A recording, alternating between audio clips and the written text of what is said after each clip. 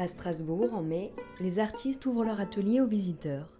De week-ends pendant lesquels amateurs d'art, voisins, peuvent rencontrer les créateurs locaux dans une ambiance conviviale autour d'un café ou même d'un goûter. Cette maison accueille 5 artistes, dont Anaïs.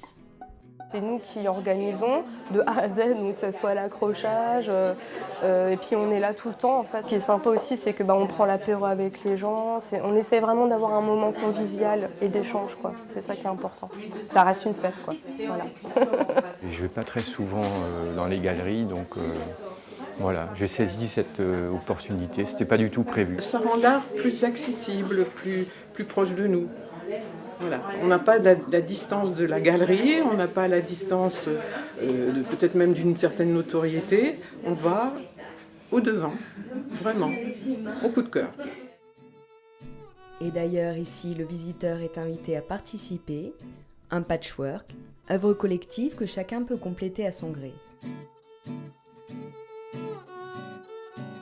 On disait qu'en fait les gens étaient curieux effectivement, qu'ils posaient facilement des questions et qu'ils étaient intéressés par la manière dont on travaille, les techniques qu'on utilise. Non, c'est bien, il y a un beau contact, c'est très différent d'une galerie, clairement.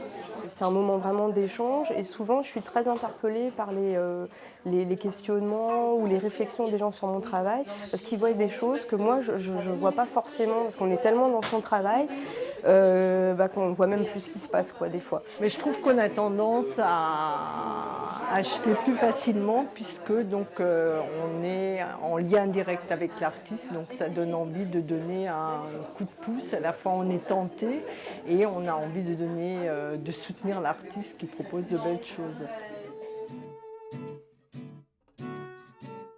Vous avez raté les ateliers ouverts? Envie d'acquérir une de ses œuvres? N'hésitez pas à contacter ces artistes le reste de l'année. Ils vous ouvriront leurs portes avec plaisir.